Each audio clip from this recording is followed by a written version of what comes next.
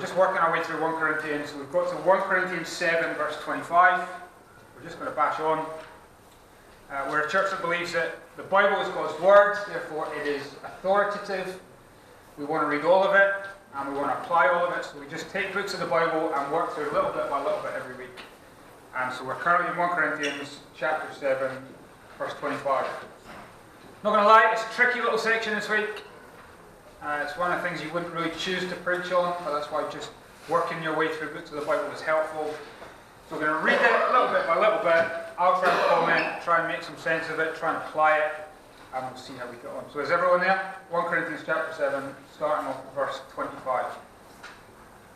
All good? Ready to go? Great. Someone yawns as I say that. Alright, verse 25. Maybe not a sentence you'd expect to hear when you came to church this morning. Now, about virgins. By the way, when he says virgins, what he means is those who are engaged. Alright? To use the old phrase, those who are betrothed. Right? That's what he's speaking about. So now about virgins. I have no command from the Lord, but I give a judgment as one who by the Lord's mercy is trustworthy. Now he's been talking in this chapter, chapter 7, about marriage and singleness. We've seen that. And now he comes to those who are kind of balancing in the middle of those two things. They're engaged, and they come to ask Paul what he thinks. They've already been asking him questions. They've obviously written a letter. If you look back to chapter 6, verse 12, Paul quotes one of the things that they've said, I have the right to do anything. Or again, if you look at chapter 7, verse 1, now for the matters you wrote about, and then he quotes them, it is good for a man not to have sexual relations with a woman. So they've written to Paul not really asking for advice. In some ways it seems like they're just asserting their opinion. And when it came to the matter of marriage and what is sexually moral within a marriage, Paul is very black and white. He's very clear. There is a right and there is a wrong. And he goes back and quotes Jesus, and Jesus quoting Moses right at the start of Genesis in chapter 2. And he says, a man shall leave his father and mother, and they shall become one flesh. Which means, for Paul, when it comes to marriage and sexual morality, any sex outside that one man, one woman, for life relationship lands squarely in the box of sexually immoral. It's black and white. It's a sin issue. This situation with people who are engaged is different. It's not so much a matter of right or wrong, but it seems to be a matter of wise and foolish. And so here is Paul, as a pastor, giving his judgment. It's not so much a command, it's more counsel. If you remember at Graceland Community Church, you'll know we're in the process of appointing and nominating elders. Actually, this is one of the reasons why it's good for us, healthy for us, to have a church that has elders. So not just to tell us what is right, wrong, what is sin, what is pleasing to God, but to help us in these great issues of what's wise. And so Paul speaks as a pastor, as an elder. And we're going to listen to what he says. So in verse 26, he says, because of the present crisis, I think that it is good for a man to remain as he is. Are you pledged to a woman? By which means, are you engaged? Don't seek to be released. Are you free from such a commitment? Do not look for a wife. For if you do marry, you've not sinned. And if a virgin marries, she has not sinned. But those who marry will face many troubles in this life, and I want to spare you this. So they've asked a specific question. What should engaged couples do? And Paul says, actually, that question needs to be answered dependent on the specific context we find ourselves in. It says, there is a present crisis. Bottom line is, we don't have a Scooby what he means by that. Some people think it might be that they're getting battered for being Christians, it's about persecution. Other people think that it might be that they're getting battered by a natural disaster, maybe it's a famine. Other people think the present crisis is just a rampant sexual immorality that's going on inside the church. Bottom line is, we don't know. But his counsel here in chapter 7 is given in reply to the specific question, and he replies in the specific context. But he comes back again to what has been his guiding principle that he's stated, and we've heard time after time after time in chapter 7. Remain as you are. Do you remember hearing that? Remain as you are. Now I want to reiterate this because this is important. When you become a Christian, some people are new Christians in the room. When you become a Christian, absolutely everything in your life changes. Jesus transforms everything you are and everything you do, but it transforms you where you are. It doesn't offer escape from your circumstances or an excuse for abandoning your responsibilities. It transforms you where you are. Now, we often want the quick fix. We often want the escape route. We want the easy way out. But God doesn't change our circumstances, often because He wants to change us. And so the counsel, again, largely is, remain as you are. He says, if you're engaged in this present crisis, listen, stay as you are, run with it. If you're not, stay that way. You're not sinning if you get married. It's not a sin issue. But notice what he does say about married life. It is what? Hard. Amen? From those of us who are married. You need to take Paul's words and let them take the shine off the royal wedding view of marriage that we have from last weekend. Alright? A multi-million-pound wedding, televised across the world, littered with celebrities, driven off in an E-Type Jag, does not minimize the fact that the next morning they still wake up to someone who is as much of a nightmare as I am. Nice wedding, nice car, still Ginger Harry. You cannot change that. The picture-perfect wedding day does not create a perfect picture marriage. It is hard. It is graft. Yesterday, me and Sarah celebrated our 6th anniversary since we got married. Yesterday was a celebration. Every day since has not been. Alright? Marriage is hard. And Paul says, marriage plus the present crisis equals extra trouble. He says, spare yourself if you can. Don't be a glutton for more crisis. It's not that marriage is bad. It's not that sex is bad. It's not that singleness is somehow more spiritual. It's more just a practical issue. In the present crisis, I'd remain as you are. However, chat about this present crisis makes Paul want to make a point that doesn't just apply to engaged couples, but applies to everyone. Let's keep reading verse 29. What I mean, brothers and sisters, is that the time is short. From now on, those who have wives should live as if they do not. Those who mourn as if they did not. Those who are happy as if they were not. Those who buy something as if they were not theirs to keep. Those who use the things of this world as if not engrossed in them. For the world in its present form is passing away. Now note the two phrases that top and tail verses 29 to 31. In verse 29 it says the time is short. In verse 31 at the end it says the world in its present form is passing away. For Paul, a present crisis is a reminder of the shortness of all of life.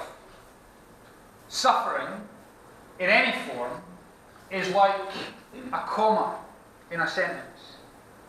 And the point of a comma in a sentence is to make you pause and to slow you down. Which means that suffering in your life is like a comma that says, slow down, and remember that at the end of your life there is a full stop, which means your life will be done. A present crisis reminds us of the shortness of life. Now what's that got to do with marriage and singleness? I think it's this. Because marriage and singleness can sometimes become the ultimate thing in our lives. It takes over. It can become the determining factor as to whether or not we feel fulfilled or loved, and it can be the driving force behind everything we do. And Paul says, listen, if you are a Christian, then the dominating factor in your life is not to be your relationship status, but the dominant driving force behind your life should be your temporary status. In fact, the whole of 1 Corinthians is built to make you realize this. Let me illustrate. Chapter 1 of 1 Corinthians, going back to when we started, the start of January. Chapter 1 of 1 Corinthians starts off by talking about Christ crucified. And says the life of a Christian is not just believing in Christ crucified for the forgiveness of sins, but actually your life will be characterized by following after the crucified Savior. Suffering, ridicule. You'll be like the scum of the earth. But 1 Corinthians tracks through, and at the end of 1 Corinthians in chapter 15, he climaxes the book by focusing not on Jesus' crucifixion and suffering, but on Jesus' resurrection and him reigning. And he says Jesus didn't just get crucified, but he rose, which means that Christians won't just suffer with Jesus, but they will rise like Jesus. Now, what's the point of him structuring the book from crucifixion to your resurrection? He's teaching you this. One day you will die, and if you're a Christian, one day you will rise to spend eternity with Jesus. Which means that everything in between those two things in 1 Corinthians should be lived in the light of what is to come. And it's interesting, as you read the whole book in between, there is only one issue that Paul deals with in 1 Corinthians that he doesn't relate to eternity. Every single other thing, he says you've got to live in light of what is coming. Your death, but if you're a Christian, your resurrection in Jesus. Which means what? How does this relate to engaged couples? Paul says you are not to spend your life preoccupied with whether or not you spend your life with someone, but whether or not you spend your eternity with Jesus. See, too often our lives are determined by the things in verses 29 to 31. Relationships, mourning, happiness, buying stuff, and being engrossed in the things of this world. Now those 5 things are pretty much life, aren't they? Relationship, sadness, happiness, buying stuff, being passionate about stuff. Paul says, you need to live now as if they are not the things that you live for. Sounds brutal, verse 29, right? Those who are married should live as if they are not. Does that mean that I should legit ignore Sarah and pretend like she doesn't exist? Well, no, Paul is using radical, exaggerated language to show you the radical difference that Jesus makes to your life. Because life is short. In your family, relate to them in a way that shows that pleasing Jesus is more important than your family. In your mourning, in your depression, in your sadness, mourn in a way that shows that you are not without hope in Jesus. In your happiness, be happy in a way that shows that your happiness is not dependent on circumstances around you that change, but your happiness is dependent on Jesus who doesn't change. In your spending, spend money in a way that shows you're not living for this world that moths can destroy and rust can get at, but you're living for an eternity that they cannot destroy. And even in what you're passionate about, live in such a way that shows you're more passionate about Jesus than anything else you are engrossed in. Here's the point. Time is short. The world is passing away. And that should impact how you live. I heard the story actually of a guy this week in our community who died at 11 o'clock in the morning. And at 9 o'clock he'd been at Morrison's and he'd filled his cupboards. Do you think he would have been at the shops if he knew he was dying at 11 o'clock? You wouldn't bother, right? But actually the shortness of life impacts how we live now. And some people take the shortness of life and they say, this life is all we have, so I'm going to go mental and make the most of it. Paul says, nah, this life is not all there is. And because there is an eternity, we say, well, time is short, live for eternity. In a world that's passing away, live for the one who passed away and yet rose again. So time is short, the world's passing away, therefore, live for eternity. But then he comes back to these engaged couples. And look what he says to them from verse, where are we, 32? Look at verse 32. He says, I would like you to be free from concern. An unmarried man is concerned about the Lord's affairs, how he can please the Lord. But a married man is concerned about the affairs of this world, how he can please his wife. And his interests are divided.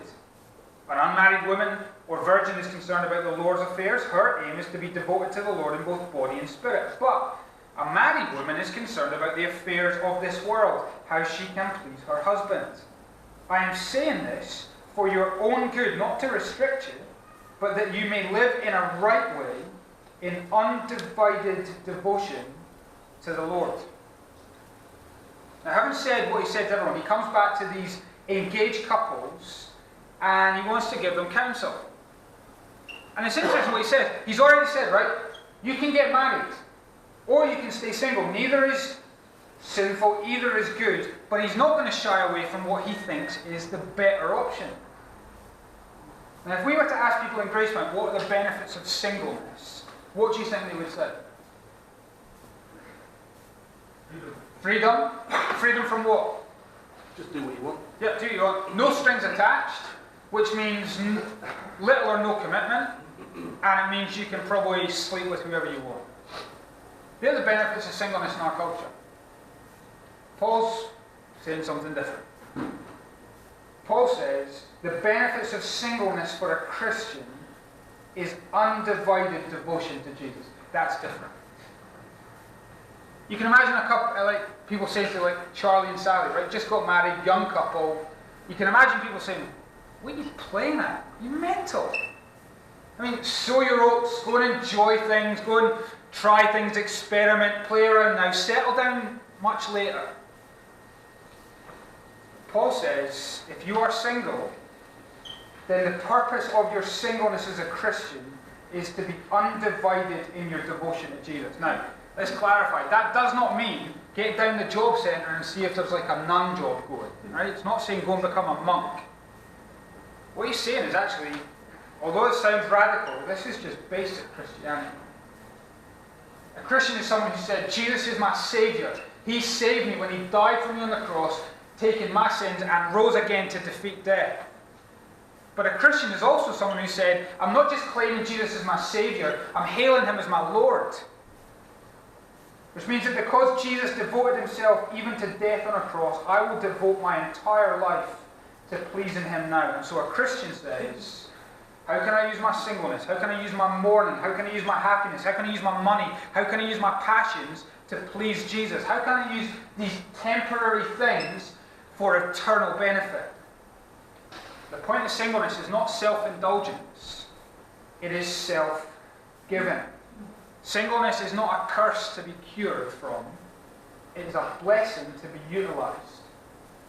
So if you're single, in fact, if you're single, listen. Everyone listen, because even of those of us who are married, half of us will probably be single again. So we need to hear this. Singleness is an amazing opportunity for you to show undivided devotion to Jesus. So embrace it. Don't waste it.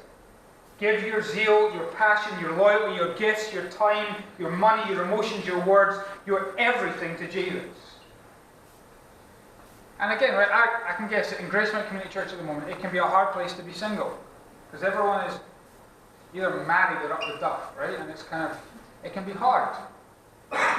But here, Paul, singleness is not to be stuck on the shelf. It is not to be a second-class member. It is not a negative thing, meaning you are lacking your other half. It is actually a positive thing, saying that you are whole. You are undivided. Now, just to be clear about it, that doesn't mean that if you are married, you cannot be devoted to Jesus. What Paul's saying is, to go all mathematical on you, just as marriage adds many troubles, so also it divides the expression of your devotion. So when I was single, as a Christian, I could be undivided in my devotion to Jesus. Jesus, I please you. When me and Sarah got married on the 26th of May 2012, I remember my loyalty, my devotion to Jesus was when Jesus said, lay down your life for Sarah. When Reuben was born, my devotion to Jesus is lay down your life for Sarah and give yourself for Reuben. It's not that my devotion to Jesus diminishes or reduces, it's that the expression of that devotion is divided between those that Jesus has entrusted to me. And again, if you're single, don't rose tint marriage.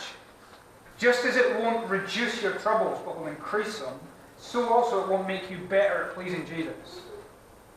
No husband or wife can do that. Only Jesus can do it. So, this is summarised before we come on to the final bit. Paul has said, overarching principle, right? Time is short. The world is passing away. Present crisis or just normal life. Therefore, two things. Live for eternity and be undivided in your devotion to Jesus. And having said that, having laid that ground, Paul comes to then give his advice to these engaged couples. So read with me from verse 36. If anyone is worried that he might not be acting honourably towards the virgin he's engaged to, and if his passions are too strong and feels that he ought to marry, he should do as he wants. He's not sinning. They should get married. But the man who's settled the matter within his own mind, who's under no compulsion but has control over his own will, and who has made up his mind not to marry the virgin, this man also does the right thing. So then, he who marries the virgin does right, but he who does not marry the virgin does better. Now, what struck me as I read this chapter this week is the amount of time Paul invests to make sure that these guys aren't anxious. It's interesting. Verse 28, he wants to reassure them that they've not sinned. Again, in verse 28, he wants to say, I want to spare you more trouble. Verse 32, he says, I want you to be free from concern. Verse 35, he reassures them, saying, I'm doing this for your good, not to restrict you. Verse 36, here he says, he's speaking to those who are worried. Right, Paul's a pastor, but he can go both places. In chapter 5, he says, I'm writing this to shame you. Now as a pastor, he says, I'm writing this because I don't want you to be anxious. They're an anxious little lot, this Corinthian church. Now, why was that? Part of it might have been that present crisis, whatever it was. But it seems it's slightly deeper than that. It seems that there are some in their church who were being proper unhelpful by being very gobby about what these engaged couples should do. It seems that there were some people who were coming to these engaged couples and saying, you must stay single. It is a more spiritual thing to remain single. And if you go against what I say, you are sinning. Now, if someone says that to someone who's anxious, how do you think it makes them feel? Yeah. It locks them in a prison of their anxiety in the midst of decision making. Now, some of us are anxious about those kind of things anyway, whether it's a job, whether it's who we should marry, and we can be locked in this anxiety, and people telling us what they think we must do does not help. Well, Paul's example as a pastor, as an elder, is class. Because he says, listen, this is not a right-wrong thing. This is not a sin issue. This is a wisdom issue. And although he doesn't hold back from what he thinks is better, he puts the onus on the individual involved and says, listen, don't be anxious. There's not a rope around your neck. This isn't a cult. You can do whatever you want. He says, verse 37, settle the matter in your own mind. He actually says that same thing 3 more times. Settle the matter. Don't be under compulsion. As long as you have control over your own will, as long as you have made up your mind, actually you've got a freedom to decide. And that freedom is only controlled by 2 things. The first one, in verse 36, as long as you're acting honourably before the other person. And in verse 36, as long as you're not sinning. It's almost as if Paul kind of just goes to the 2 great commandments that Jesus talks about. Love God and love your neighbour. And he says, listen, as long as you are acting honourably to your neighbour, and as long as you're not sinning before God, you actually have the freedom to make your own mind up. You've got a freedom to choose. And he still favours singleness as better, but he says, actually, as long as you're loving God and loving others, you're being honourable and not sinning, you have the freedom to decide. I actually think that's quite liberating when it comes to the big decisions of life. And he kind of applies it in the same way to this widow. Look at verse 39. A woman is bound to her husband as long as he lives, but if her husband dies, she's free to marry anyone she wishes. But he must belong to the Lord. In my judgment, she's happier if she stays as she is, and I think that I too have the Spirit of God. Now, if there is ever a reminder of the shortness of life and that this world is passing away, it is the death of a spouse. But even in that, it is a reminder that our spouses are not the ultimate thing that we are to be living for. Even they are temporary. But in this situation where the husband has died, he says to the widow, listen, you are free. If you want to get married, go for it. If you want to stay single, fine. I think that's better.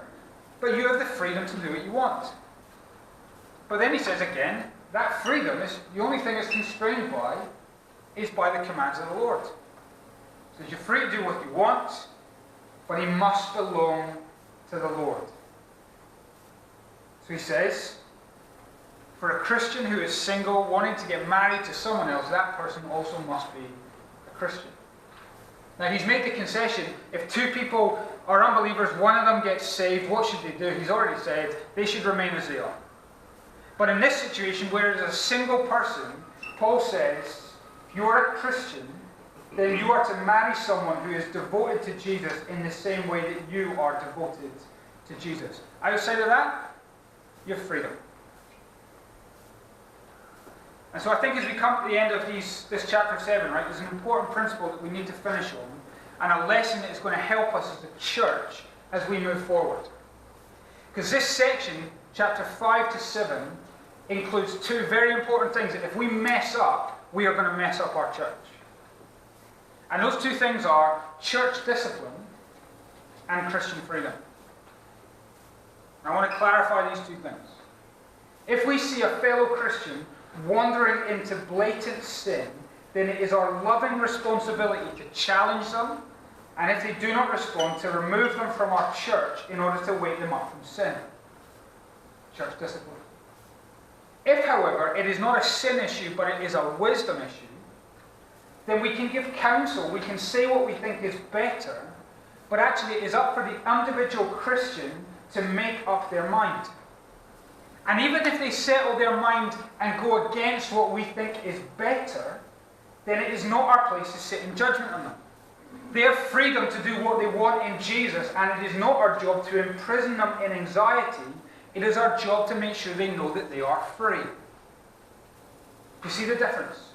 Church discipline when it's a matter of sin, Christian freedom when it's a matter of wisdom. Do you see the difference?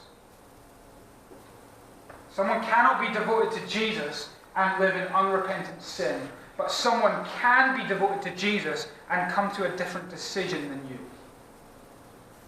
Actually, both of these things, church discipline and the valuing and expression of Christian freedom, will be massively important as we try and live together as a church in Costa Rica. Do you see the point? See the difference? So let me finish by saying this. Time is short. The world is passing away. Are you living for eternity? And are you living in undivided devotion to Jesus? I'm reading a book this week. I showed it to Ian. How old is that book I showed you, Mark? It's a book from like the 17th or 18th century. 18th century. And it's fallen to bits. And I was reading it this week. And this one phrase stood out. He said, "This world is of limited duration. You will die before it is done." So given the shortness of life, are you living for eternity? Are you living in undivided devotion to Jesus?